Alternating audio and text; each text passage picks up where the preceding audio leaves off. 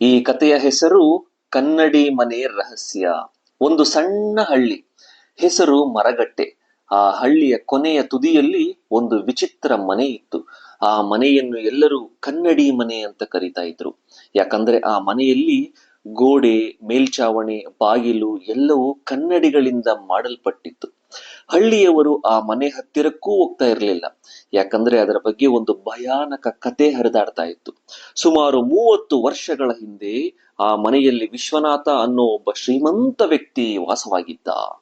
ಅವನು ಮನಃಶಾಸ್ತ್ರದ ಮೇಲೆ ತುಂಬಾ ಆಸಕ್ತಿ ಇಟ್ಟುಕೊಂಡಿದ್ದ. ಮಾನವನಿಗೆ ಭೂತಗಳಿಗಿಂತ ತನ್ನ ಮನಸ್ಸೇ ದೊಡ್ಡ ಶತ್ರು ಅಂತ ಅವನು ಹೇಳುತ್ತಿದ್ದ. ತನ್ನ ಆಲೋಚನೆಯನ್ನು ಸಾಬೀತುಪಡಿಸಲು ಅವನು ಒಂದು ವಿಚಿತ್ರ ಪ್ರಯೋಗ ಮಾಡಲು ತೀರ್ಮಾನಿಸಿದ. ಮನೆಯನ್ನು ಸಂಪೂರ್ಣ ಕನ್ನಡಿಗಳಿಂದ ಕಟ್ಟಿಸಿದ್ದ. ಒಂದು ರಾತ್ರಿ ತನ್ನ ಪ್ರಯೋಗಕ್ಕಾಗಿ ಅವನು ಮನೆಯೊಳಗೆ ಹೋದ. ಆದರೆ ಮತ್ತೆ ಹೊರಗೆ ಬರಲಿಲ್ಲ. ಮುಂದಿನ ದಿನ ಅವನನ್ನು ಸತ್ತ ಸ್ಥಿತಿಯಲ್ಲಿ ಕಂಡುಹಿಡಿದರು. ಆದರೆ ವಿಚಿತ್ರವಾದದ್ದು ಏನೆಂದರೆ ಅವನ ಮುಖದಲ್ಲಿ ಭಯ ಇರಲಿಲ್ಲ. ಬದಲಿಗೆ ಒಂದು ಆಶ್ಚರ್ಯಭರಿತ ನಗು ಇತ್ತು. ಆ ದಿನದಿಂದ ಆ ಮನೆ ಬಗ್ಗೆ ಜನರಲ್ಲಿ ಭಯ ಹುಟ್ಟಿತು. ವರ್ಷಗಳ ನಂತರ ನಗರದಿಂದ ಅರುಣ್ ಅನ್ನೋ ಒಬ್ಬ ಯುವಕ ಆ ಹಳ್ಳಿಗೆ ಬಂದ. ಅವನು ಓದಿದ್ದ, ತರ್ಕಬದ್ಧವಾಗಿ ಯೋಚಿಸುವ ಹುಡುಗ. ಹಳ್ಳಿಯವರು ಕನ್ನಡಿಯ ಮನೆಯ ಕತೆ ಹೇಳಿದಾಗ ಅವನು ನಕ್ಕು ಬಿಟ್ಟ. ಇದು ಭೂತ ಅಲ್ಲ, ಮನಸ್ಸಿನ ಆಟ ಇರಬಹುದು.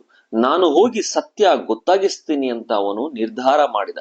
ಆ ರಾತ್ರಿ ಭೀಕರ ಮಳೆ ಮತ್ತು ಜೋರು ಗಾಳಿಯ ನಡುವೆ ಅವನು ಟಾರ್ಚ್ ಅನ್ನು ಹಿಡಿದುಕೊಂಡು ಆ ಮನೆಯ ಒಳಗೆ ಹೋದ. ಒಳಗೆ ಹೋಗುತ್ತಿದ್ದಂತೆ ಅವನಿಗೆ ತನ್ನದೇ ಪ್ರತಿಬಿಂಬ ನೂರಾರು ಕನ್ನಡಿಗಳಲ್ಲಿ ಕಾಣಿಸಿತು. ಮೊದಲಿಗೆ ಎಲ್ಲವೂ ಸಾಮಾನ್ಯವಾಗಿಯೇ ಇತ್ತು. ಆದರೆ ಕೆಲವು ಕ್ಷಣಗಳ ನಂತರ ಅವನಿಗೆ ಏನೋ ವಿಚಿತ್ರ ಅನ್ನಿಸತೊಡಗಿತು. ಕೆಲವು ಕನ್ನಡಿಗಳಲ್ಲಿ ಅವನ ಪ್ರತಿಬಿಂಬ ಸ್ವಲ್ಪ ತಡವಾಗಿ ಚಲಿಸುತ್ತಿತ್ತು. ಇನ್ನು ಕೆಲವು ಕನ್ನಡಿಗಳಲ್ಲಿ ಅವನ ಮುಖ ಬೇರೆ ರೀತಿ ಕಾಣಿಸುತ್ತಿತ್ತು. ಅವನು ಅದನ್ನು ಆಪ್ಟಿಕಲ್ ಇಲ್ಯೂಷನ್ ಅಂತ ಸೈಂಟಿಫಿಕ್ ಆಗಿ ಯೋಚನೆ ಮಾಡಿ ತನ್ನ ಮನಸ್ಸಿಗೆ ಹೇಳಿಕೊಂಡು ಮುಂದೆ ನಡೆದುಕೊಂಡು ಹೋದ. ಹಠಾತ್ ಅವನಿಗೆ ಹಿಂದೆ ಯಾರೋ ಹೆಜ್ಜೆ ಹಾಕ್ತಾ ಇರುವ ಶಬ್ದ ಕೇಳಿಸಿತು. ಅವನು ತಿರುಗಿ ನೋಡಿದ, ಯಾರೂ ಇರಲಿಲ್ಲ. ಆದರೆ ಕನ್ನಡಿಯಲ್ಲಿ ನೋಡಿದಾಗ ಅವನ ಹಿಂದೆ ಯಾರೋ ನಿಂತಿರುವಂತೆ ಕಾಣಿಸಿತು. ಅವನು ಮತ್ತೆ ಹಿಂದಕ್ಕೆ ನೋಡಿದ, ಖಾಲಿ. ಮತ್ತೆ ಕನ್ನಡಿ ನೋಡಿದಾಗ ಕನ್ನಡಿಯಲ್ಲಿ ಕಾಣುವ ಬಿಂಬ ಇನ್ನೂ ಹತ್ತಿರ ಬರುತ್ತಿದ್ದಂತಿತ್ತು.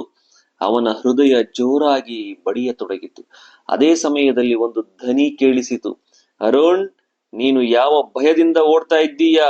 ಆ ಧ್ವನಿ ಅವನ ಮನಸ್ಸಿನ ಒಳಗಿನಿಂದ ಬರುತ್ತಿದೆ ಅಂತ ಅವನಿಗೆ ಅನ್ನಿಸಿತು. ಅವನು ಗಾಬರಿಯೂ ಆದ.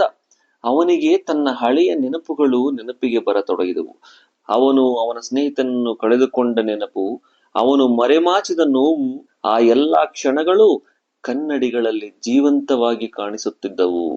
ಒಂದು ಕನ್ನಡಿಯಲ್ಲಿ ಅವನು ಅಳುತ್ತಿದ್ದ, ಇನ್ನೊಂದು ಕನ್ನಡಿಯಲ್ಲಿ ಕೋಪದಿಂದ ಕೂಗುತ್ತಿದ್ದ, ಮತ್ತೊಂದು ಕನ್ನಡಿಯಲ್ಲಿ ಒಂಟಿಯಾಗಿ ಕುಳಿತಿದ್ದ. ಹಠಾತ್ ಒಂದು ಕನ್ನಡಿಯಿಂದ ಕೈ ಹೊರಬಂದಂತೆ ಕಾಣಿಸಿತು. ಅದು ಅವನನ್ನು ಹಿಡಿಯಲು ಮುಂದಾಯಿತು. ಅವನು ಭಯದಿಂದ ಕೂಗಿದ, ಓಡಲು ಪ್ರಯತ್ನಿಸಿದ. ಆದರೆ ಎಲ್ಲೆಡೆ ಕನ್ನಡಿಗಳೇ, ಯಾವ ದಾರಿಯೂ ಕಾಣಿಸುತ್ತಿರಲಿಲ್ಲ. ಅವನು ಸಿಕ್ಕಿ ಹಾಕಿಕೊಂಡಂತಾಗಿತ್ತು. ಅವನ ಭಯ ಗರಿಷ್ಠ ಮಟ್ಟಕ್ಕೆ ಏರಿತು. ಈ ಸಮಯದಲ್ಲಿ ಮತ್ತೊಂದು ಶಾಂತ ಧ್ವನಿ ಕೇಳಿಸಿತು, ನಿಲ್ಲು. ಅವನು ನಿಂತ. ಇದು ಭೂತ ಮನೆ ಅಲ್ಲ, ಇದು ನಿನ್ನ ಮನಸ್ಸಿನ ಪ್ರತಿಬಿಂಬ. ನಿನಗೆ ಬರುತ್ತಿರುವ ಭಯ, ನೋವುಗಳು, ತಪ್ಪುಗಳು, ಅವುಗಳನ್ನೇ ನೀನು ನೋಡ್ತಿದ್ದೀಯ. ಆ ಮಾತು ಅವನಿಗೆ ತಟ್ಟಿತು. ಅವನು ನಿಧಾನವಾಗಿ ಉಸಿರೆಳೆದ, ಕಣ್ಣು ಮುಚ್ಚಿದ. ಹೌದು, ನಾನು ತಪ್ಪು ಮಾಡಿದ್ದೇನೆ, ನಾನು ಭಯಪಡುವೆ, ಆದರೆ ನಾನು ಅದನ್ನು ಎದುರಿಸುತ್ತೇನೆ ಅಂತ ಅವನು ನಿಧಾನವಾಗಿ ಹೇಳಿದ. ಅವನು ಅದನ್ನು ಒಪ್ಪಿಕೊಂಡ ಕ್ಷಣದಲ್ಲೇ ಎಲ್ಲವೂ ಬದಲಾಯಿತು. ಕನ್ನಡಿಗಳು ಒಡೆದು ಹೋದಂತೆ ಕಾಣಿಸಿತು. ಶಬ್ದಗಳು ನಿಂತವು. ಮನೆ ಸಾಮಾನ್ಯವಾಗಿ ಬದಲಾಯಿತು. ಆ ಭಯಾನಕ ದೃಶ್ಯಗಳು ಎಲ್ಲವೂ ಅಳೆದು ಹೋಯಿತು. ಮುಂದಿನ ಬೆಳಗ್ಗೆ ಹಳ್ಳಿಯವರು ಮನೆ ಮುಂದೆ ಬಂದಾಗ ಅರುಣ್ ಶಾಂತವಾಗಿ ಮನೆಯಿಂದ ಹೊರಗೆ ಕುಳಿತಿದ್ದ. ಅವನ ಮುಖದಲ್ಲಿ ಭಯ ಇರಲಿಲ್ಲ, ಒಂದು ಶಾಂತಿ ಮಾತ್ರ ಇತ್ತು. ಏನಾಯ್ತು ಒಳಗೆ ಅಂತ ಹಳ್ಳಿಯವರು ಕೇಳಿದ್ರು. ಅವನು ಸ್ವಲ್ಪ ನಗುತ್ತಾ ಹೇಳಿದ್ದ, ಅಲ್ಲಿ ಭೂತ ಇರ್ಲಿಲ್ಲ, ಆದರೆ ನಮ್ಮೊಳಗಿನ ಭಯವೇ ದೊಡ್ಡ ಭೂತ. ನಾವು ಅದರಿಂದ ಓಡ್ತಾ ಇದ್ದೇವೆ, ಆದರೆ ಅದನ್ನು ಎದುರಿಸಿದಾಗ ಮಾತ್ರ ನಾವು ನಿಜವಾಗಿ ಮುಕ್ತರಾಗುತ್ತೇವೆ. ಆ ದಿನದಿಂದ ಕನ್ನಡಿ ಮನೆ ಬಗ್ಗೆ ಹಳ್ಳಿಯವರ ಭಯ ಕಡಿಮೆಯಾಯಿತು. ಆದರೆ ಅವರು ಇನ್ನೊಂದು ಸತ್ಯವನ್ನು ಅರಿತುಕೊಂಡರು. ನಮ್ಮ ಮನಸ್ಸು ನಮಗೆ ತೋರಿಸುವ ಭಯಗಳು ಕೆಲವೊಮ್ಮೆ ಯಾವ ಭೂತಕ್ಕಿಂತಲೂ ಹೆಚ್ಚು ಭಯಾನಕವಾಗಿರುತ್ತವೆ ಅಂತ. ಇದೇ ಈ ಕಥೆಯ ನೀತಿ. ಈ ಕಥೆಯು ನಿಮಗೆ ಇಷ್ಟವಾಗಿದ್ದರೆ ಕಥೆಯನ್ನು ಲೈಕ್ ಮಾಡಿ, ಕಮೆಂಟ್ ಮಾಡಿ ಹಾಗೂ ಶೇರ್ ಮಾಡಿ. ಚಾನಲ್ ಅನ್ನು ಸಬ್ಸ್ಕ್ರೈಬ್ ಮಾಡಿ. ಇನ್ನಿತರ ಅದ್ಭುತ ಕಥೆಗಳನ್ನು ಅಪ್ಲೋಡ್ ಮಾಡುವೆ. ಧನ್ಯವಾದಗಳು.